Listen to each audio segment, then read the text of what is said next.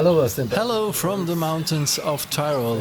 I hope this time no bird wants to talk with me again. It was funny the last time. Again, I want to show you a band shot from my viewing platform.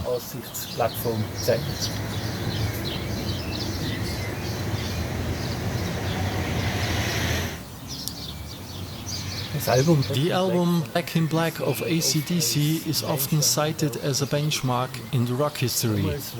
Matt Lang and Tony Platt were responsible for this remarkable sound. I have only found a few documentary records, and they tell that they have used a dynamic and condenser microphone in a kind of a XY setup in front of the low speakers of a 4x12 cab. Mixing both signals was the basis of this distinctive sound.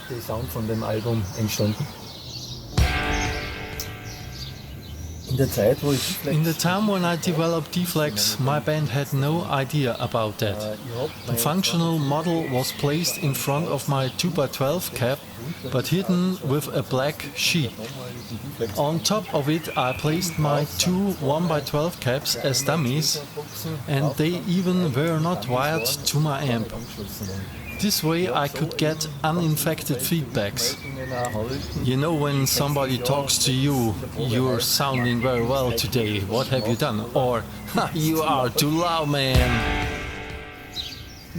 We always recorded our rehearsals, and therefore I had one SM57 on the sweet spot of my cab.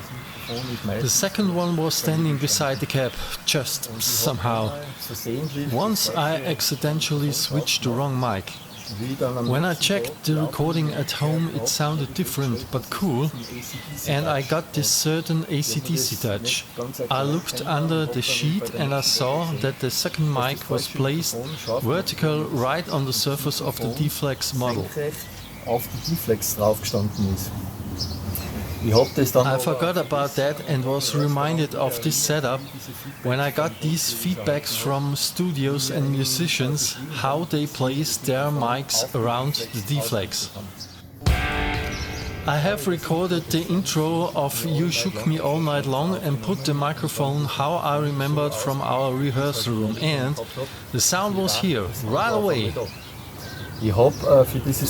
I have used the classic channel of the Amp 1. I tried to imitate the Schaffer-Vega diversity system with the AX8, which was responsible for that special compression and the boost of the Marshall amps.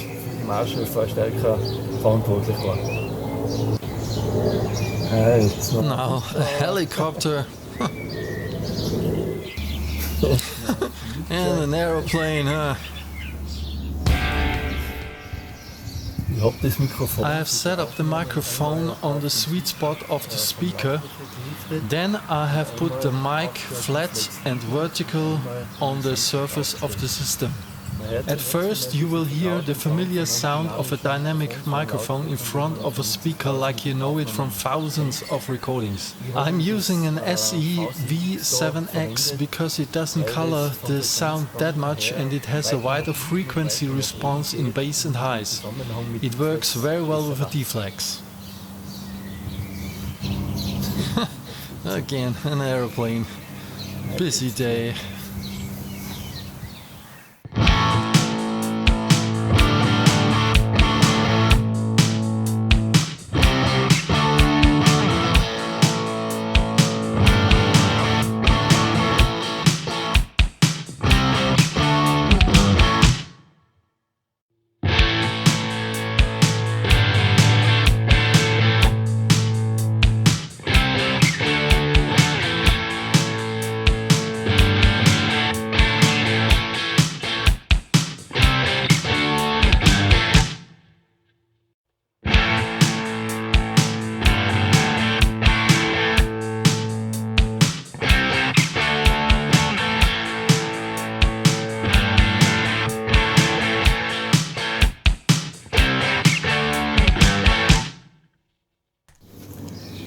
I think you heard it, how the sound is approaching this AC/DC flavored sound.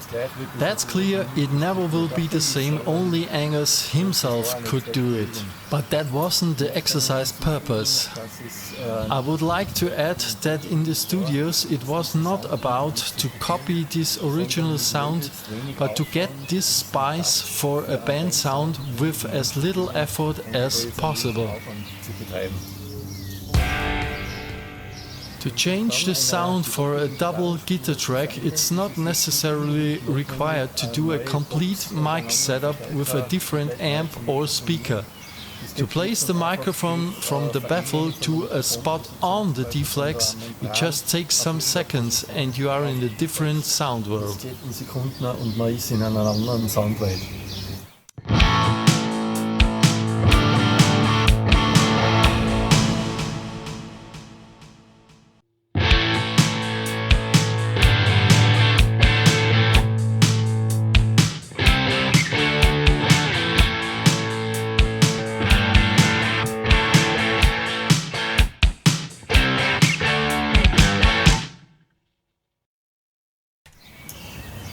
I will try to reproduce some more contact markings of studios.